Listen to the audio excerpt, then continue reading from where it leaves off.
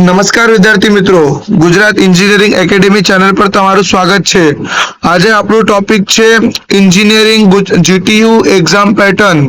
જે જીટીયુ નો new exam pattern છે, આપણે એના ઉપર વાત કરવાના છે કે એક્ઝામ પેટર્ન કેવું છે જીટીયુ નો। તો તમે જોઈ શકો છો, સૌથી પહેલા તો તમને તમારી એક્ઝામમાં જોવું મળશે કે સીટ નંબર અને એનરોલમેન્ટ નંબર તમે લોકોને નાખવું પડશે।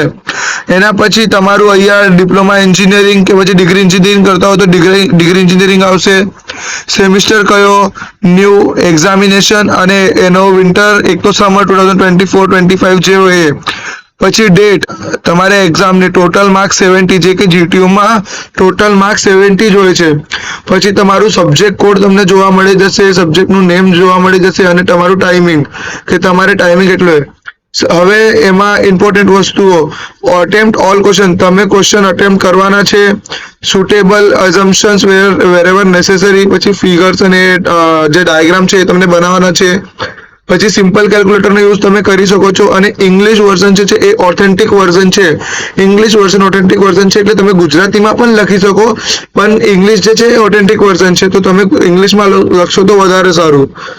એના પછી તમે હવે જોઈ શકો છો કે આપણે હવે માર્ક્સ અને એના વચ્ચેનું ડિફરન્શિએશન કરવાના છે।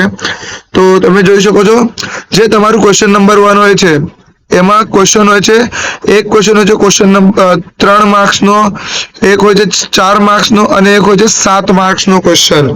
અને તમે ક્વેશ્ચન નંબર 1 માં 7 માર્ક્સમાં તમે લોકોને ઓર જોવા મળી જાય છે, એટલે તમે લોકો એક તો આ કરી શકો છો, આ ક્વેશ્ચન કરી શકો છો, એક તો આ ક્વેશ્ચન, આ બે જે છે એ અને બી તમને મેન્ડેટરી કરવાના જ છે। એ ક્વેશ્ચન તમારા પાસે ઓપ્શન નથી, તો એ જે ક્વેશ્ચન છે એ તમે લોકોને મેન્ડેટરી કરવાના જ છે। હવે ક્વેશ્ચન નંબર 2, તો ક્વેશ્ચન નંબર 2 માં કેવું છે, ક્વેશ્ચન નંબર 2 માં તમને પહેલું ક્વેશ્ચન જોવા મળી જશે 3 માર્ક્સનો, બીજો ક્વેશ્ચન 4 માર્ક્સનો અને ત્રીજો ક્વેશ્ચન 7 માર્ક્સનો। અને એમાં સેમ, હવે એમાં એક ડિફરન્સ ખાલી એવું છે કે આમાં તમને ઓરમાં તમને શું જોવા મળશે, મેં તમને જોઈ દઉં।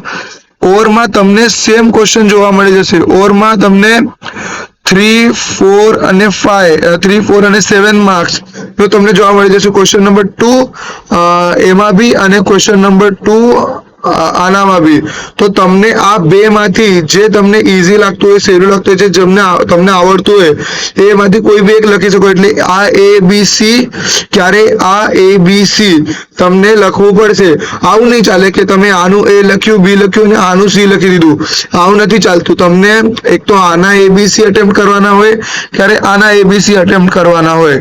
સેમ જ ક્વેશ્ચન નંબર 3 માં બી તમે જોઈ શકો છો, 3 માર્ક્સનો ક્વેશ્ચન, 4 માર્ક્સનો ક્વેશ્ચન, 7 માર્ક્સનો ક્વેશ્ચન તમે જોઈ શકો છો સેમ। એમાં બી આવું છે, આ ઓરમાં તમને એક તો આ ABC તમે લોકોને લખવા મળશે, એક તો પછી આ ABC, તમે કોઈ બી રેન્ડમ ક્વેશ્ચન લખી શકતા નથી। એક તો આના ABC, એક તો આના 3 ક્વેશ્ચન તમને લખવું પડશે। સેમ પેટર્ન ફોલો થાય છે ક્વેશ્ચન નંબર 4 માં, ABC તમને લખવા ABC તમને મળશે, એક જે ફર્સ્ટ ક્વેશ્ચન છે 3 માર્ક્સનો, બીજો ક્વેશ્ચન છે 4 માર્ક્સનો, ત્રીજો ક્વેશ્ચન છે 7 માર્ક્સનો।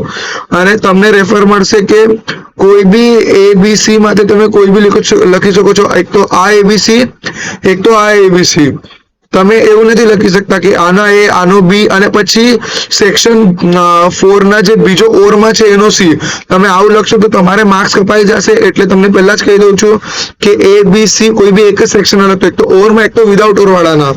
પછી 5th ક્વેશ્ચન જે તમારું રહેશે, 5th ક્વેશ્ચન બી તમારું રહેશે, એનામાંથી બી તમને અટેમ્પ્ટ કરવાના રહેશે।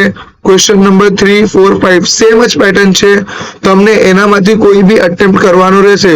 એટલે તમને ટોટલ કેટલા ક્વેશ્ચન અટેમ્પ્ટ કરવાના છે, તમને ટોટલ અટેમ્પ્ટ કરવાના છે 15 ક્વેશ્ચન, બરાબર। 15 ક્વેશ્ચન તમને અટેમ્પ્ટ કરવાના છે, જેમ કે મેં તમને કીધું ટોટલ 15 ક્વેશ્ચન તમને અટેમ્પ્ટ કરવાના છે એક્ઝામમાં, જેમ મેં તમને કીધું છે, બરાબર। એના પછી મેં તમને કીધું કે ઓર અને આ બધું ABC, એટલે તમને આ ઓર માંથી કોઈ બી એક લખી શકો, એક તો આ સેક્શન લખી શકો, એક તો પછી આ સેક્શન લખી શકો।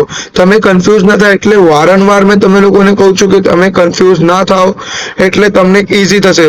ટોટલ તમને ક્વેશ્ચન જોવા મળશે, તમને ટોટલ ક્વેશ્ચન જોવા મળશે, તમને લખવાના રહેશે 15 ક્વેશ્ચન અને તમને ટોટલ ક્વેશ્ચન જે હશે એ તમને જોવા મળશે 15 એટલે 15 જે છે એ તમને લખવું પડશે અને બધા સેક્શનમાં 3 તમને એક્સ્ટ્રા મળશે. ખાલી ફર્સ્ટમાં તમને એક જ એક્સ્ટ્રા મળશે જે તમને લખવું પડશે.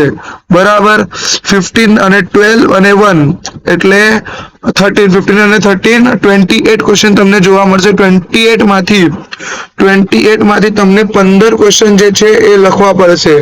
તમને મેં કહી દીધું છે, તો હવે તમે તમારા હિસાબથી કરી શકો છો. Thank you.